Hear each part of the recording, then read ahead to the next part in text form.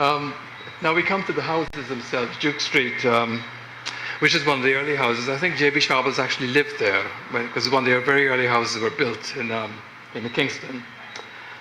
It's an unusual house because it's more like a townhouse. It's actually onto the front of the road, and it's a very narrow frontage, which is very unusual. And you can see from the typical decoration, and you can see from the staining on that particular photograph that obviously he used ironwork in the woodwork as well. Obviously, those glass louvers must have been shutters, I'm quite sure, to complement the casement windows. And various types of moulding, which obviously looks a bit excessive sometimes, but that was part of the style. And that portico, which obviously is pure classicism in a sense, really, where you've got three tricorn columns with Corinthian columns with sort of tight acanthus leaves around them. And it's interesting the way he's put the three columns together in that particular format. And he uses all the sort of wooden bosses and obviously the architrave around the side, which we look at with more detail. You can see where, very classical columns, and on the top he has that architrave, the frieze, which obviously has very animal motifs. It's fairly repetitive, but there again, speculation. When I saw that, it immediately reminded me of the sort of art that you see in Egypt, perhaps in Mesopotamia, where you get that very linear art, where they use men and animals together. And that's why I took the liberty of putting this up, because when I saw it, I think that immediately came to mind, the flag of Ur in Mesopotamia, in what's now Iraq, where you get that linear bands of animals in shape, really. But that's just my interpretation of looking at that particular wooden frieze. Okay?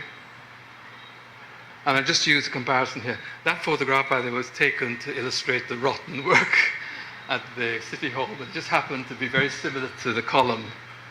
So where you've got the City Hall, which is very much a sort of Gothic building, Scholes has actually used a classical column with a Corinthian column, very similar to where Sharples has used the column for the portico in that building. That photograph was 2 years ago, so I hope it hasn't deteriorated any more than that. And this is going back to the Duke Street house again, his use of ironwork. He obviously produced a vast amount of ironwork, really. I think that even made him apparently lost a lot of money in the end because he imported so much ironwork that obviously reached a stage where people didn't want to use it anymore, so it obviously got... There again, it'd be interesting to know whether he supplied ironwork to some of the other architects. Because you get buildings like the Cameron and Shepherd building across the way from where you've got a lot of ironwork, and lots of other buildings where they've used a lot of... Yes, Guyana has a lot of metalwork when you consider the buildings, even like well, obviously the City Hall has a lot of ironwork, and that ironwork in the public, I call it the public buildings, the Parliament building, where it has that red ironwork with 1832 stamped across it. And that's the famous, I think that's the one that's called the Sharples house most of the time, really. This is rather beautiful. I call this more as a villa, whereas the other one is very much a townhouse. I think this is more like an urban villa, really. The way it's set back in its landscape, that adds very much to the... And it's a very good example where a house has been maintained over the years. It can be preserved, and the quality of the detail is really quite remarkable.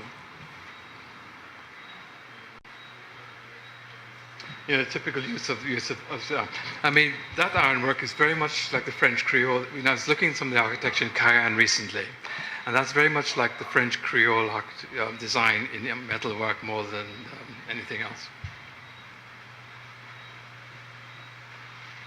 And that again is looking from the outside and looking inside. I mean, I'm assuming this fretwork screen is part of the original building, but it gives you an idea what it looks like from outside. And of course, from the outside, you get that wonderful effect of light and privacy and shade, which adds drama to the room itself. And that's obviously the front of the house, which has one of the famous metal staircases. And here you can see, which is very unusual, in that particular building, which one could describe more as, I don't know, you won't want to use these terms of Renaissance, but there he's used a very distinct, classical, feathery-looking Corinthian columns in that same three-cornered format again. So you get this, and I'm not sure, are they wood or are they metal? I never quite determined. They're cast iron, yes, because sometimes it looks like wood. So where you get all the cast iron combination of something that's purely classical, with a combination of the more whimsical arabesques of the metalwork in the balconies. And then that's the front staircase for Shaw Street House.